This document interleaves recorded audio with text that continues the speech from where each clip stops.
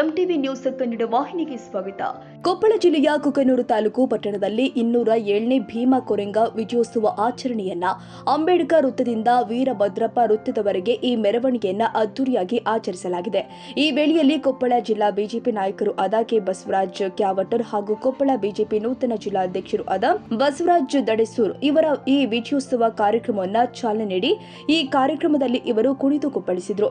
ಈ ಸಂದರ್ಭದಲ್ಲಿ ಬಿಜೆಪಿ ಕಾರ್ಯಕರ್ತರು ಆದ ಬಿಜೆಪಿ ಮಂಡಲ ಅಧ್ಯಕ್ಷರು ಆದ ಮಾರುತಿ ಹೊಸ್ಮನಿ, ಲಕ್ಷ್ಮಣ್ ಕಾಳಿ, ನಾಗಪ್ಪ ಕಲ್ಮನಿ, ಶರಣಪ್ಪ ಕಾಳಿ, ವೀರೇಶ್ ಬಂಕದಮನಿ, ಆಡಿವಪ್ಪ ಚಿಲ್ವಾದಿ, ಮಂಜುನಾಥ್ ಮಾಲಗಿತ್ತಿ ಹಾಗೂ ಕೂನೂರಿನ ಎಲ್ಲಾ ದಲಿತ ಮುಖಂಡರು, ಯುವಕರು ಅನೇಕರು ಈ ಕಾರ್ಯಕ್ರಮದಲ್ಲಿ ಉಪಸ್ಥಿತರಿದ್ದರು.